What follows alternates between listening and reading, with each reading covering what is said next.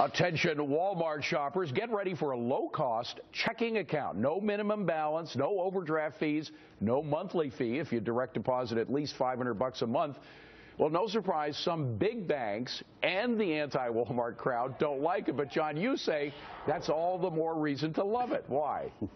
This is a great story. Why wouldn't people want a bank where they tend to shop? And I think it needs to be pointed out that Walmart's been trying to get into banking for decades, but regulators have kept them out, arguably because they would have cleaned the clocks of the traditional banks.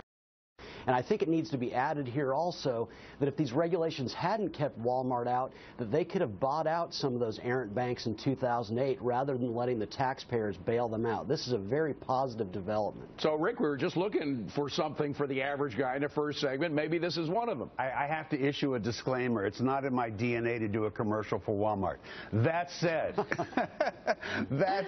look, it may work out really well. I think we have to keep in mind a couple of things, though. It might look a little better than it is. There is a fee to use the service. I believe it's $8.50 a month. That may be cheaper than where you're going right now, but a lot of banks offer it. Hold on a second, just a point of order. $8.95, but it is waived if you keep $500 on the account. Okay, you're right. It is waived. And the second is Walmart will benefit greatly from the interchange when you use the credit cards and all that. So, you know, there's definitely something in it for them. I'm not going to diss them on it. We'll have to wait and see if it's a valuable service. If it is, good for them. Maybe it'll stir the other banks to offer things just as good. And, Rich, I like it when the big banks get dinged a little.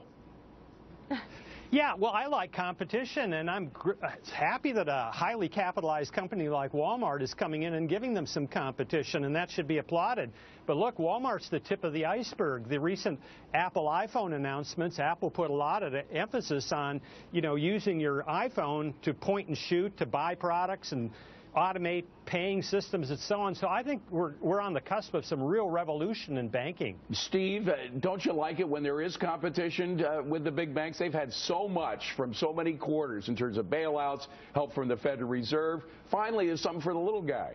Well, also, though, I think it's going to point out that regulations are killing small banks in this country on Dodd-Frank. They just can't cope with it. So Walmart is showing you don't need all these regulations to provide basic services to people. So in that sense, I think it's a good thing. Like money market funds 40 years ago blasted away interest rate regulations that were hurting investors and small savers. This is going to do the same thing. High tech is coming to our rescue, and Rich is right. There are a lot of other players coming into this in this game, and the payment process system in this country, David, is still very, very costly, tens and tens of billions of dollars. Walmart and others in high tech are going to clean that out. You're going to have much more savings and much more money for the rest of us. Well, and Sabrina, Steve brings up a very interesting point that maybe what is happening with Walmart is a reaction to this overregulation in Dodd-Frank and all the other financial regulations. The market has this wonderful, innovative quality to work its way through these regs with something new. Absolutely. And look, I think that this is coming from the consumer. I think consumers are tired of sort of the murky fees and the lack of transparency that's so common with banks, and they're saying, hey, we can offer something new. And I think it's great. This is a time where people are so used to customizing everything in their lives, from what they eat to what they watch on TV. They want to have the same kind of choice and competition when it comes to their finances. So I give it a big thumbs up. So, Mike, let me ask you to be the devil's advocate here. There's a lot of people out there, including Rick probably, who don't like Walmart and what it represents. How do you think they're going to attack this if they do it all? Well, first of all, Dave, I'm going to bring Rick with me when I go to Walmart after this is implemented, because he's promised to buy me a solar-powered lawnmower. So that's how we're going to test this out. Right. But I think we're going to know how successful this is by the speed by which the politicians come in and try to regulate it and stop it. I think that's going to show why this is successful. Actually, that's a good point. John, do you think that will happen? Do you think the regulators will come in and try to stop it? Mike brings up something very important, and what I'll say there is I love banks. I think the bailouts of those banks severely weakened them, and that's what we have to watch out. Walmart could seriously take down the traditional banking sector along with these things that Rich brings up like Apple Pay.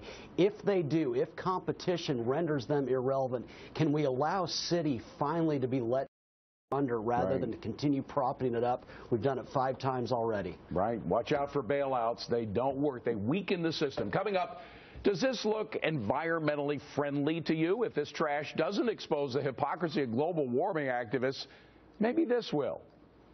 So are you going to give up your cell phone? No, I'm not going to give up my Are you going to give up your car? Are you going to give up yours? I'm not the one who's here talking about the environment. Cashing in regular Michelle Fields hitting a nerve. She's going to be here in a few minutes. But first, support for the legalizing marijuana movement might be going up in smoke. Why that might be a very healthy move for America's future. That's next.